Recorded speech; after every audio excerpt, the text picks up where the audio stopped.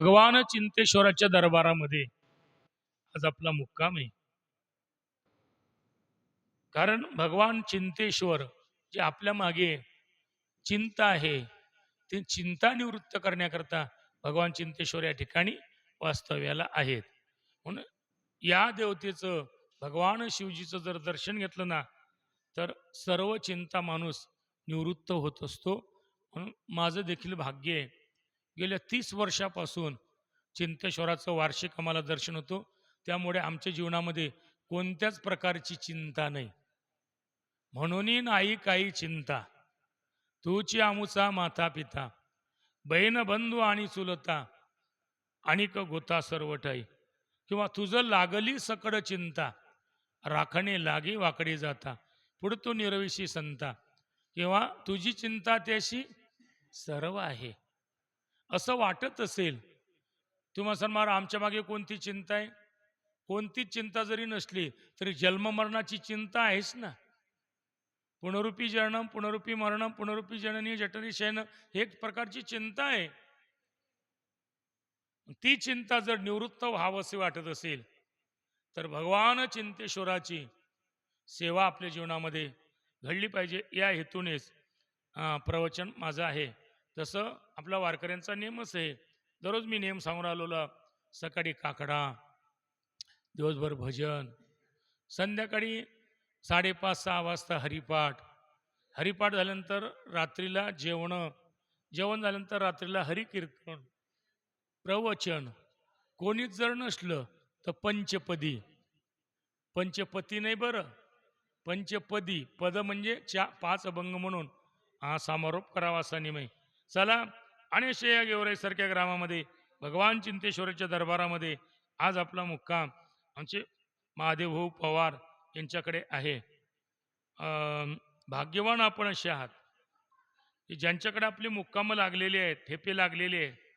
असं वाटते ते बऱ्याच वर्षापासूनचे आपल्या ओळखीचे आहेत म्हणून.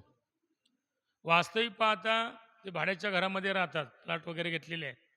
व्यवसाय देखील हा जेवले ते त्यांनीच बनवलेलं स्वतः स्वयंपाक आहे. इतरांकडे देखील ते जाऊन जीव घालतात. मग भगवंताने विचार केला असेल, हे इतरांना हा जीव घालतात, पण मात्र वार्षिक वारकऱ्याला देखील जीव घालण्याचा योग त्यांच्या जीवनामध्ये आला असेल. योगायोगाने नागझरी म्हणून गाव आहे इथं, शहागडच्या पुढे, बीड जिल्ह्यातच येते ते बहुतेक. आणि त्यानंतर मग शिंदे माऊली आमच्या ते ओळखीचे, त्यांना फोन केला असताना त्यांनी सांगितलं, माऊली काही हरकत नाही, महादेवाच्याच दरबारामध्ये महादेवाची पंगत, हे महत्वाचं आहे. कारण दरबार महादेवाचाच आहे, म्हणजे शिवजीचाच आहे. आणि अन्नदान देखील शिवजीचंच आहे. आणि अन्नदान आपल्या वारकऱ्यापेक्षा 5 पट झाले लोक मोजलेच मी. याचं कारण आहे वारकऱ्यांच्या विषयी जिव्हाळा. ज्या दिवसपासून पंगत दिली त्यांच्याकडे भेटच नाही, कोण्याच मुक्कामवाल्याची भेट नाही, अजिबात चिंता करायची नाही. भेट नाही, त्याचं घर माहीत नाही, फक्त रस्ता माहीत आहे. देवाच्या गावचा रस्ता माहीत असला ना, मुक्काम बराबर लागतात. पण देवाच्या गावचा रस्ताच जर माहीत नसेल तर मुक्काम कुठून लागतील तुमचे? म्हणून फक्त आम्हाला रस्ता माहीत आहे, वाट दाखवली आमच्या पूर्वजांनी, आमच्या साधू संतांनी. त्यामुळे मग ही वाट माहीत आहे. पूर्वी आम्ही कार्तिकच्या वारीला जायचं आणि या गावात दिवाळी असायची, आमची दिवाळी. बहुतेक ते किसनराव लाडकडे असायचे, दिवाळी असायची. आणि या गावची दिवाळी पाहण्यासारखी आहे. माझी एक म्हणच आहे, गेवराईची दिवाळी, जालन्याची होळी आणि विदर्भातली पुरणाची पोळी ही पाहण्यासारखी असते. गेवराईची दिवाळी जर पाहिली ना, पूर्ण रोड तुम्हाला पांढऱ्या शिबिर दिसणार आहेत दिवाळीच्या दुसऱ्या दिवशी, आणि एवढे फटाके उडवतात इथं. जालन्याची होळी म्हटलं की जालन्याला हत्ती फिरते, हत्ती 12 वाजता पूर्ण रोड रंगले असतात. तुम्हाला मला ते कसं काय तुम्हाला माहिती? पैठणच्या वारीला जात असताना जालन्याला होळीच्या दिवशी मुक्काम असतो, आणि कार्तिकच्या वारीला जात असताना पंढरपूरला जाताना गेवराईला दिवाळीच्या दिवशी मुक्काम असतो. केशरीराज मंदिरामध्ये असायचं ते आमची व्यवस्था. चला, पुरणाची पोळी तर मग आपल्या विदर्भातली पाहिलंच आहे. इकडली पुरणाची पोळी पाहिली नाही तुम्ही अजून. इकडली पुरणाची पोळी म्हणजे झटकले की खाली पुरण पडलं समजा. हा, गुळण्यासोबत खायचं. म्हणून अशी प्रसिद्ध दिवाळी एक कारण. असे अनेक संत महात्मे या गेवराईमध्ये झालेले आहेत. तसे आमचे महाराज देखील आहेत. आणि अनेक संतांच्या पदपर्शाने, मुक्ताईच्या पदपर्शाने, त्यानंतर परतीच्या वारीचा योगीराज गजानन महाराजचा मुक्काम कन्या शाळेमध्ये असतो. त्याही वेळेला ही मंडळी, आणि मला नवल असं वाटलं, आपण शेगावच्या परिसरामध्ये राहतो तरी महिन्याची वारी करत नाही. आता मला कोणतरी भेटलं आणि बाबा माझी शेगावची वारी आहे, दर महिन्याची वारी आहे शेगावची. त्यानंतर म्हणे प्रस्थानला मी जात असतो शेगावला, आणि परतीचा प्रवास खामगावपासून मी करत असतो म्हणे महाराज. म्हणजे पहा, योगी राजांच्या विषयी किती लोकांची निष्ठा आहे, श्रद्धा आहे, भाव आहे. आणि गजानन महाराजच्याच नावावर आपण काढलेला आश्रम आहे, श्री संत गजानन महाराज आश्रम, टाकडी, रजिस्ट्रेशन नंबर E513. आणि या पादुका आपण बनवल्या.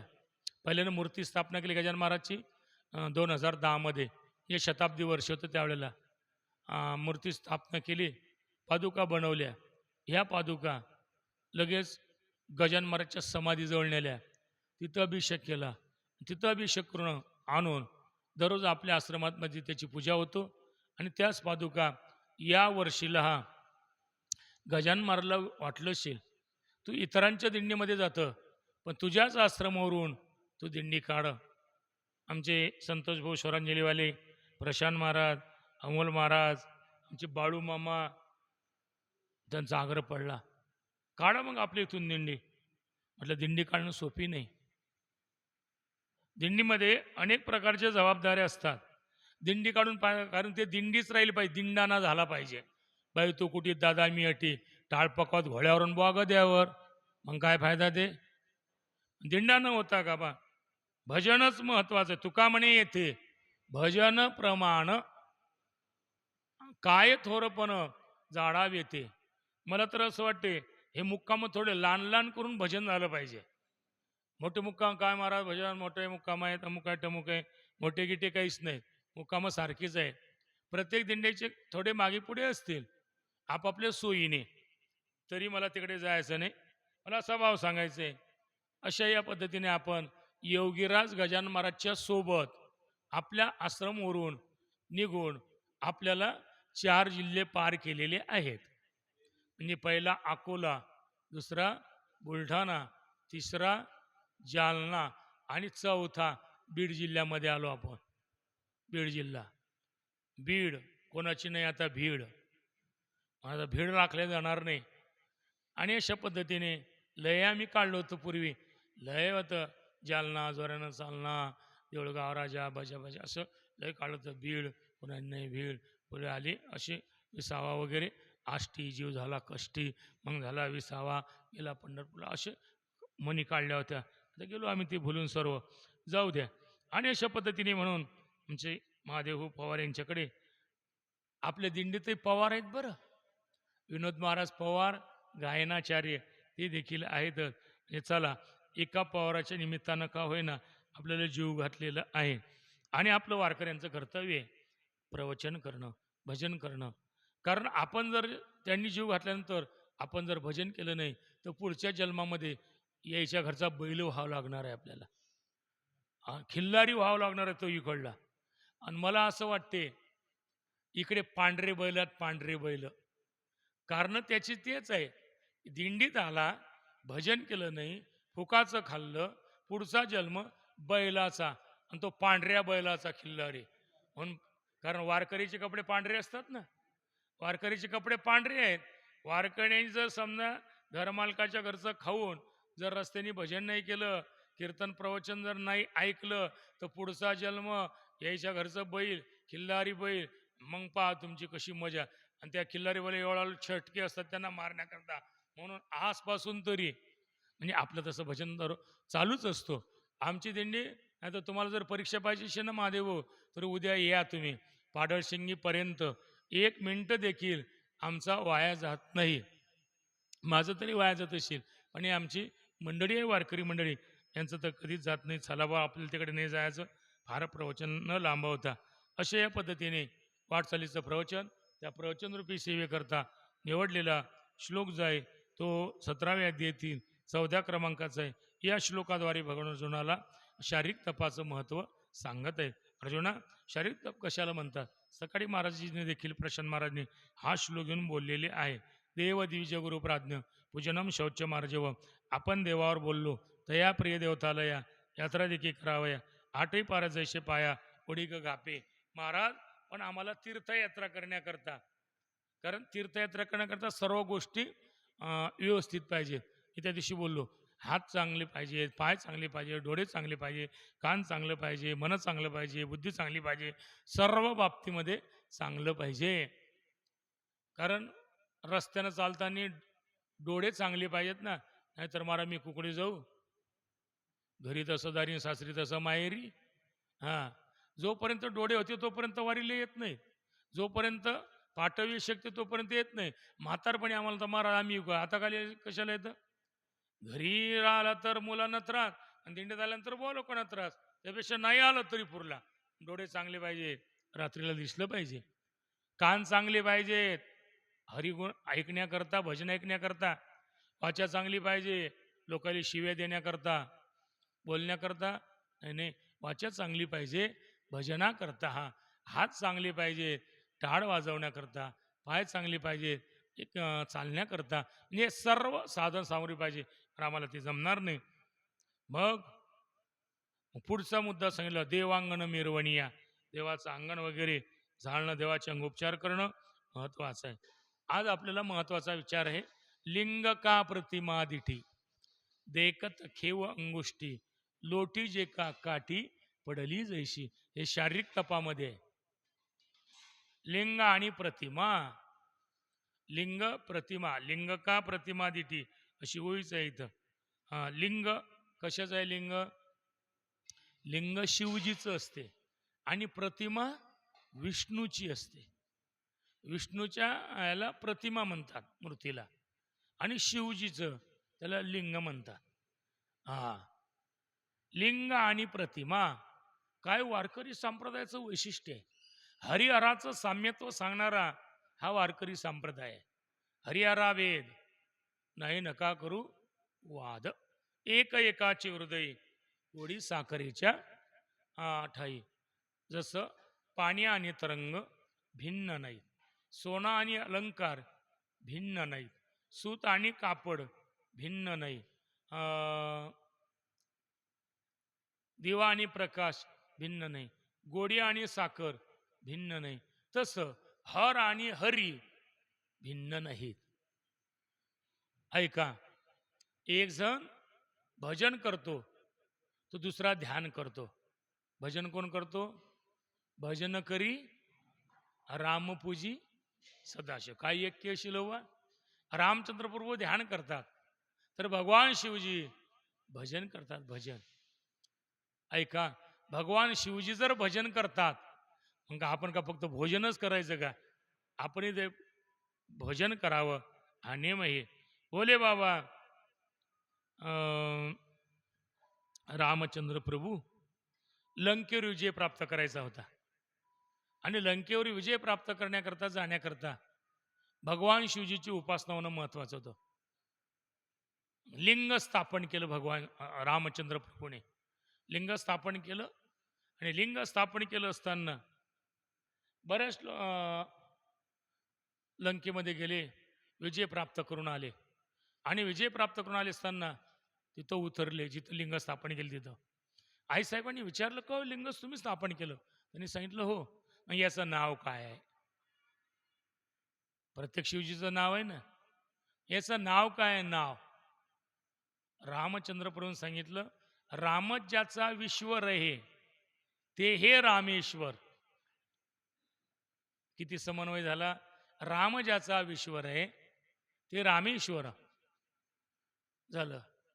काही दिवसानंतर मा भगवती आणि भगवान भोले बाबा त्या क्षेत्रावर उतरले. पार्वती आईने प्रश्न केला, का लिंग कोण स्थापन केलं? त्यांनी सांगितलं, मर्यादा रामचंद्र प्रभूने. याचं नाव काय आहे? याचं नाव काय आहे? असं विचारलं असताना तिथं भगवान शिवजीने सांगितलं, रामच ज्याचा विश्वर आहे त्यामुळे हे रामेश्वर आहे. म्हणजे काय समन्वय आहे. हरिहरामध्ये भेद नाही. सांगितलं हरिहरा भेद. बरं इथंच आहे सण असं नाही. आमचे तुकोबराय म्हणतात, एकादशी करणाराला तेवढं फळ आहे ना, तेवढंच सोमवार करणाऱ्याला फळ आहे. एकादशी सोमवार जे नर न करती, कोण त्यांची गती होईल नेणे. लहान समन्वय झाला का? शिवाशी बाजाला हरी दुरावला असं एक प्रमाण आहे. किंवा होवणी वैष्णव जो का निंदी सदाशिव, तयाचे न पावे वदन, मूर्खा माझी मूर्ख पूर्ण. वैष्णव आहे वैष्णव, शिवजीची निंदा करताय त्याला महत्व नाही. किंवा शिवभक्त आहे आणि विष्णूची निंदा करतो त्यालाही महत्व नाही. शिवाशी बजाला विष्णू दुरावला, अंधपात झाला तयानारा.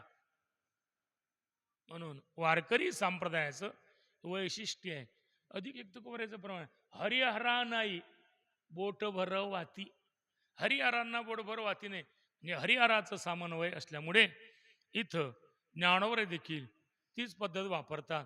शारीरिक तपामध्ये लिंग आणि प्रतिमा पाहिली की तिथं साष्टांग दंडवत घातला गेला पाहिजे. लोटी जे का काठी पडली जैशी, लिंग का देखत खेव अंगोष्टी, पाहिल्याबरोबर तिथं वेळ नसावा.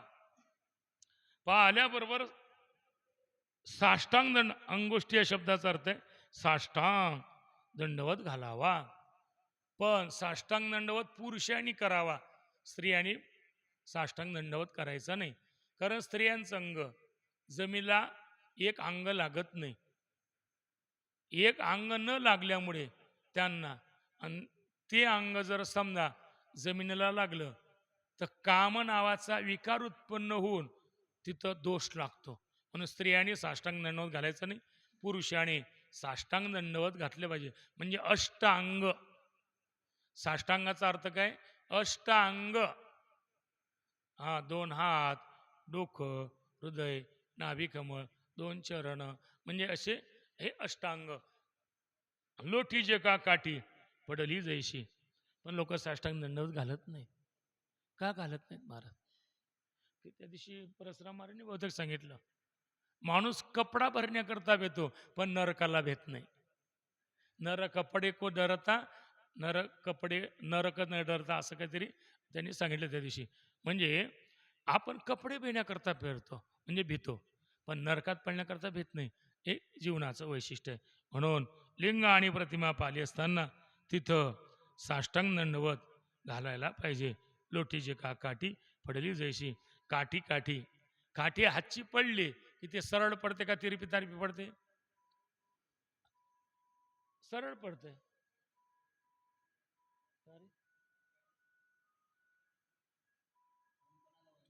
फोन हे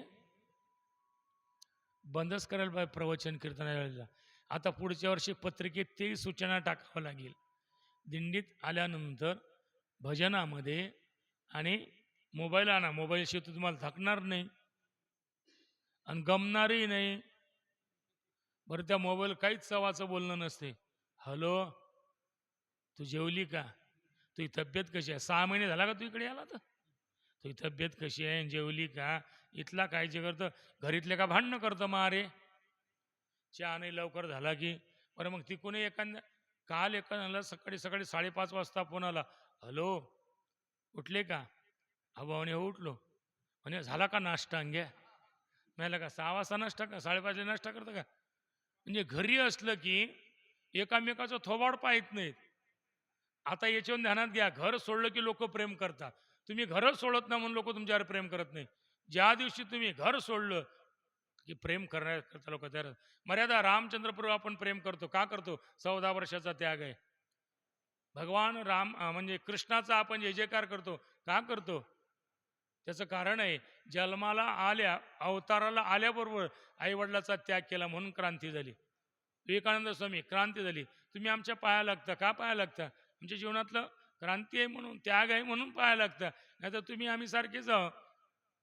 तुम्हाला 2 डोळे आहेत, मला 2 डोळे आहेत. तुम्हाला 2 कान आहेत, मला 2 कान आहेत. तुम्हाला 2 हात आहेत, मला 2 हात आहेत. तुम्हाला 2 पाय आहेत, मला 2 पाय. मी देखील तोंडानं जेवतो, डोळ्यानेच पाहतो, कानाने ऐकतो, पश्यन, शृण्वन, स्पृशन, जिगरन, नशनन, गच्छन, स्वपन, श्वसन, प्रलपन, सर्व तुमच्यासारखंच आहे.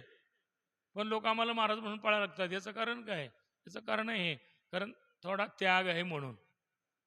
इथं आलेला प्रत्येक व्यक्ती भगवान शिवजीचं दर्शन घेण्याच्या आधी गुरुवरे बाबांचं दर्शन घेतात, श्री महाराजांचं दर्शन. याचं कारण काय? त्याग आहे म्हणून. भोगी लोकांना कोणी हेंग लावून विचारत नाही. म्हणून तुम्ही तुमच्या जीवनामध्ये त्याग करा, लोक तुमच्या मागे लागतील. आणि सोडलं की बराबर प्रेम उत्पन्न होते, धरून ठेवलं की कंटाळा येते हो. त्यामुळे जरा 1 महिना तरीही जरा फ्रेश राहायचं इकडे येऊन. आणि घरी तर मग तेच घरण, तेच दारण, त्याच खिडक्यान, तेच दरवाजे, तेच गुरंढोरण, तेच वावरण, तेच डवरे वखरण, तेच आहे सर्व सर्व. फिरल्याशिवाय माणसाला महत्व कळत नाही. म्हणून तर आमचे तुकोबरांनी सांगितलं, उठा उठी अभिमान, जाय ऐसे स्थळ कोण. हा, अभिमान जर घालवायचा असेल प्रत्येकाला तरी त्यांनी वारीला यावं. कोणाला शरीराचा अभिमान असेल, कोणाला संपत्तीचा अभिमान असेल, कोणाला गुणाचा अभिमान असेल, कोणाला ज्ञानाचा अभिमान असेल, कोणाला धनाचा अभिमान असेल, हे जरा वारीला. एखाद्याला धनाचा अभिमान असेल तर धनिक माणसाने पैदल वारीमध्ये यावं. चांगले चांगले श्रीमंत लोटांगण घालताना त्याला दिसतील. काहीला रूपाचा अभिमान असेल, अशा रूपवानाने वारीत यावं माऊली सोहळ्यामध्ये, किंवा वारीच्या वाट्याला लागावं, आणि त्याचा अभिमान पूर्ण जिरणार आहे. काहीला गुणाचा अभिमान असेल, माझ्यासारखं कोणी वाचत नाही, माझ्यासारखं कोणी म्हणत नाही, माझ्यासारखं कोणी कीर्तन करत नाही, प्रवचन करत नाही, त्यांनी यावं. घमेंड जिरल्याशिवाय राहतच नाही. काही लोकांचं असं असेल किंवा आपल्यासारख्या पंक्ता कोणीच देत नाही, जरा येऊन पाय आजची पंगत, तुला कळणार आहे.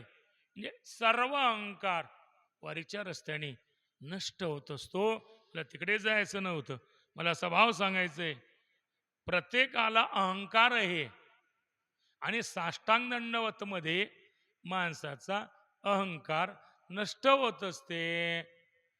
एक भाव. दुसरा भाव, देवते समोर, गुरुजनांच्या समोर माणसाने नम्र असलं पाहिजे, नम्री नसलं पाहिजे.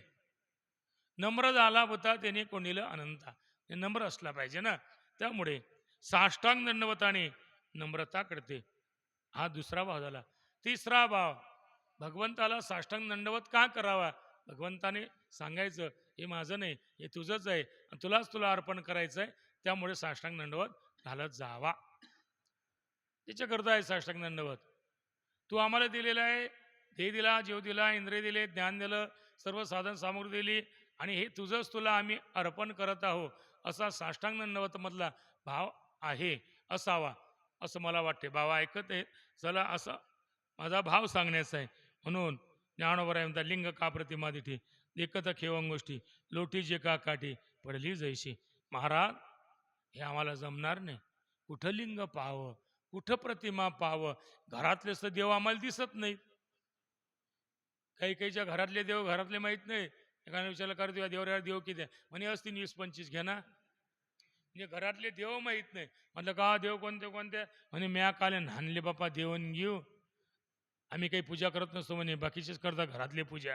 मी आलं ते घरातली पूजा करतो, तू फक्त वदनी कावळे घे जा म्हणायचं आहे, जेवच आहे फक्त. महाराज, हे कुठं आम्ही लिंग पाहावं, कुठं प्रतिमा पाहावी? मग ज्ञानोबरायांनी पुढे संबंध साधला, आणि हा आणि शब्द आलेले आहे. या 3 गोष्टी जर नाही जमल्या, तीर्थयात्रा नाही जमली, देवाचं अंगण वगैरे उपचार नाही जमले, लिंग आणि प्रतिमा साष्टांग दंडवत नाही जमला, तर मग आणि विधी विनयादेखी, विधीनं आणि विनयानं जीवन जगणारी लोक आहेत, त्यांची, वडीलधाऱ्या लोकांची सेवा करावी. याच ओळीमध्ये 2 मुद्दे मांडले, विधी आणि विनय. विनय ठिकाणी विधीनं आणि विनयनं जीवन जगणारे, आणि ब्राह्मणाची सेवा करणारे, वारकऱ्यांची सेवा करणारे, त्यांची सेवा करावी. आता विधी आणि विनय, वडील आणि ब्राह्मण याचा विचार पुढच्या प्रवचनामध्ये होणार आहे. ते काय झालं, मोबाईलला चार्जिंगला हातामध्ये घड्याळ नाही, जास्त टाईम झाला तर पुढच्या वर्षी तुम्ही येणार नाही. जास्त जर तुमचा टाईम घेतला तर तुम्ही काही येणार नाही. तुम्हाला नाबा हे बाबा लय लांबवतात गड्या, काही जायला पुरत नाही. म्हणून याच ठिकाणी प्रवचनाचा पूर्णविराम होणार आहे. ज्यांच्याकडे आपला मुक्काम आहे त्या पवार परिवाराला उदंड आयुष्य लाभो, आई आरोग्य धन समृद्धी सर्व काही प्राप्त हो आणि उत्तराउत्तर भगवान परमात्मा अशीच त्यांच्याकडून वारकऱ्यांची संतांची सेवा करून घेऊ, एवढीच भगवंताच्या चरणी प्रार्थना करू. आणि एक आदर्श प्रत्येकाने घेऊन जावं. आपल्या आई वडिलाचं पुण्यस्मरण तिथेवर केल्यापेक्षा जेणेकरून सप्त्यातली पंगत असेल, जेणेकरून एखाद्या दिंडीला जीव घातला जात असेल, समजून चालावं. आपल्या आई वडिलाच्या स्मृती पित्यर्थ आहे. म्हणून महादेव भाऊ यांचे वडील स्वर्गीय आसारामजी पवार त्यांनाही आज आनंद वाटत असेल. वारकरी जेवण ते वारकरी होते, स्वतः ते वारकरी होते. आणि वारकरी असल्यामुळे आज वारकऱ्याच्याच मुखामध्ये त्यांच्या स्मृतीपित्यर्थ घास गेलेला आहे. म्हणजे त्यांना देखील स्वर्गामध्ये आनंद वाटत असेल.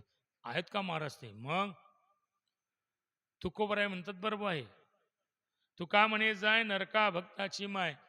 अभक्ताची माय आई वडील जर नरकाला जात असतील तर भगवत भक्ताची मायबाप स्वर्गाला का जात नसतील? म्हणून अशा पद्धतीने त्यांच्या वडिलाला देखील आज खऱ्या दृष्टीनं आनंद वाटत असेल. झालेली सेवा श्री व श्रीगुरूंच्या चरणी समर्पित करतो. ऐसा प्रसंगले जेव्हा तेव्हा कृपा असू द्यावी.